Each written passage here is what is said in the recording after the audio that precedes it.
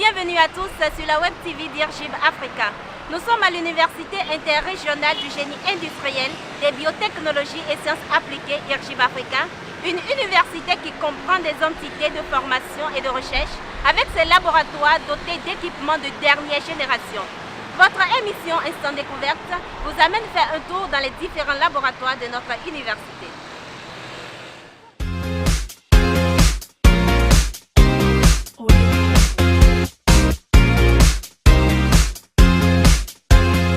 Dans cette série, nous allons commencer avec le laboratoire des technologies de l'information et de la communication. Je vous amène donc à la découverte de ce laboratoire.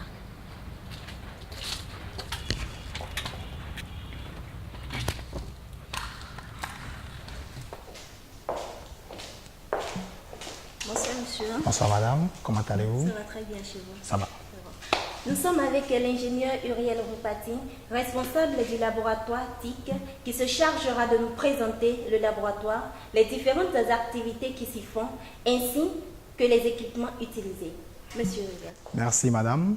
IRGIB Africa est une université composée de plusieurs départements, dont celui des technologies de l'information et de la communication TIC. C'est un département constitué en réalité de plusieurs domaines, les télécommunications, le réseau informatique, la programmation informatique, l'électronique et ses dérivés.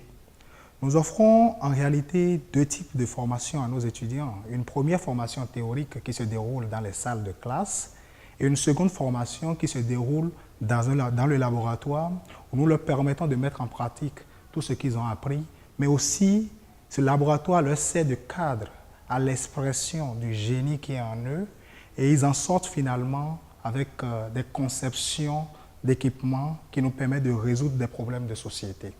Donc sans plus tarder, je vais vous présenter le labo. Nous avons plusieurs sections dans le laboratoire. Nous avons la section de programmation, où la programmation qui consiste en réalité à l'écriture d'instructions destinées à être exécutées par une machine.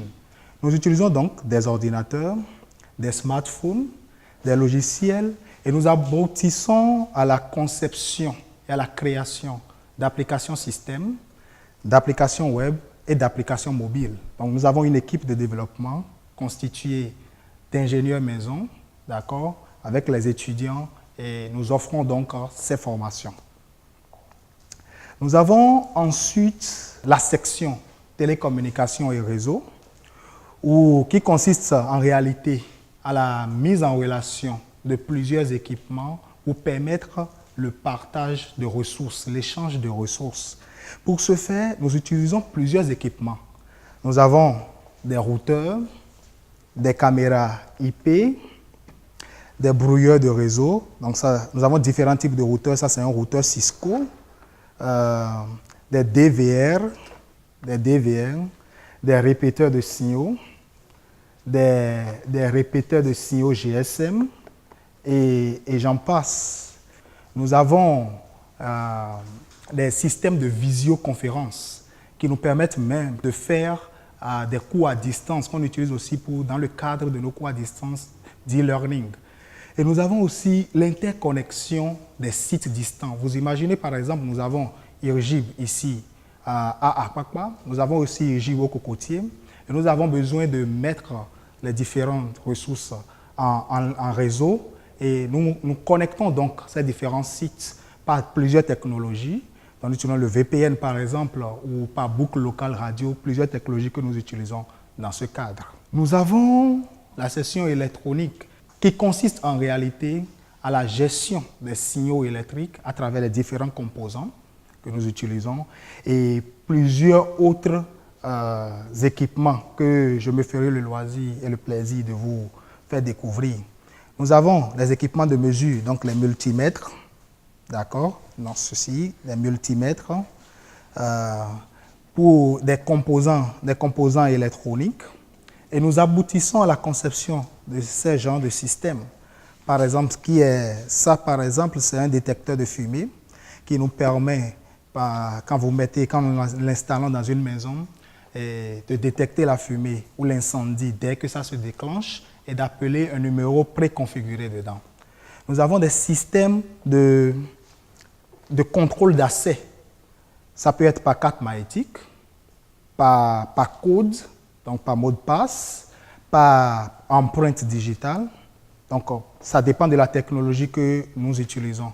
Nous avons des systèmes de détection d'intrusion. Vous avez un local, par exemple, où vous voulez savoir à chaque fois qu'il y a un intrus qui entre, vous voulez être au courant, nous pouvons installer ces genres de systèmes. Nous faisons également du tracking de véhicules.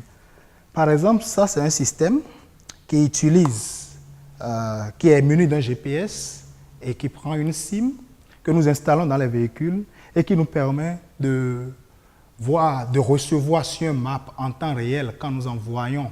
Il y a des codes que nous envoyons à partir de nos smartphones qui nous permettent de recevoir sur un map la position exacte du véhicule.